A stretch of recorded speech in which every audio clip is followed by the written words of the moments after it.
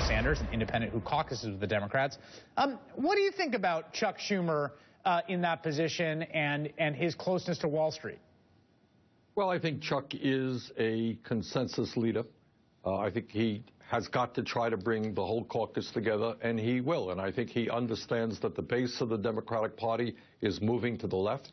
People demand action on income and wealth inequality. People are demanding action on the need to create millions of decent-paying jobs.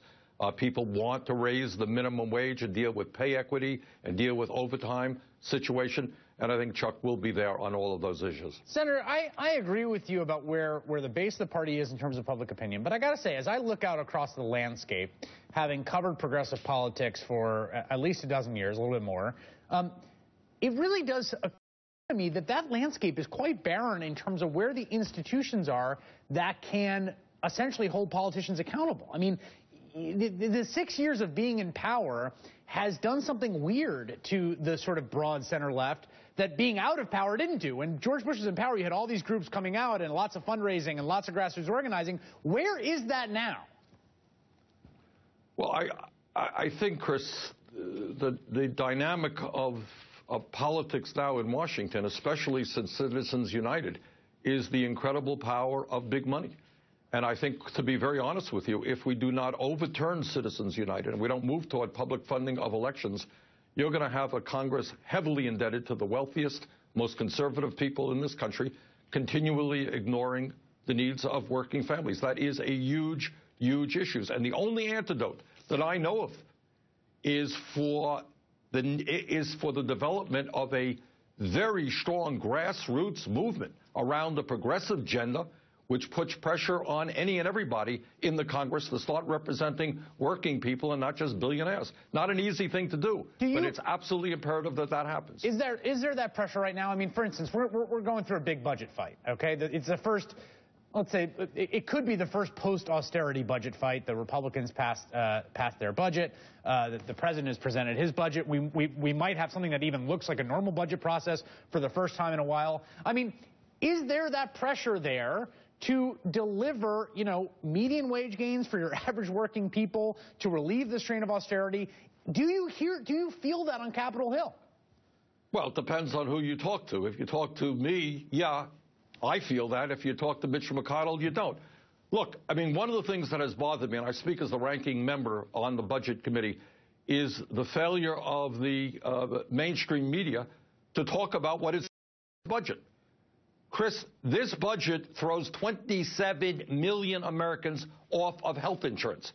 At a time when kids can't afford to go to college and are leaving school deeply in debt, this budget cuts $90 billion from mandatory funding for Pell Grants. At a time when we have 40 million people living in poverty and people struggling to put food on the table, this budget makes savage cuts in nutrition, in food stamps, in programs for pregnant women. So this is a horrendous budget, but I think in the media world, no one even takes it for granted. No one even is willing to call it what it is.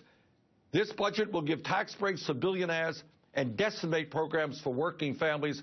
The president, in my view, has got to get out his budget pen and say that when legislation comes out of this budget, that he is not going to sign it.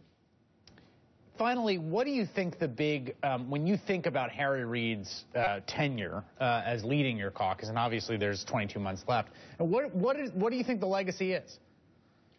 Well, I would say, I listened to Jim Manley's remarks. I think what people don't know about Harry Reid and Reid's success is twofold.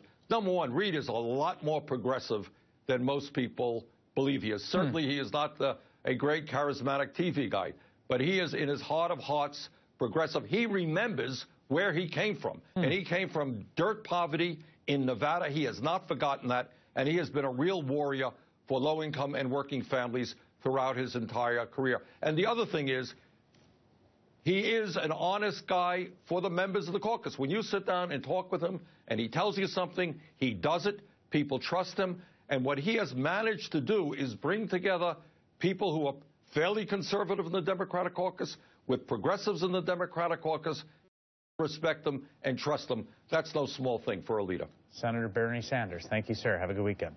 Thank you. All right, the creator of the only show on TV that Ted Cruz says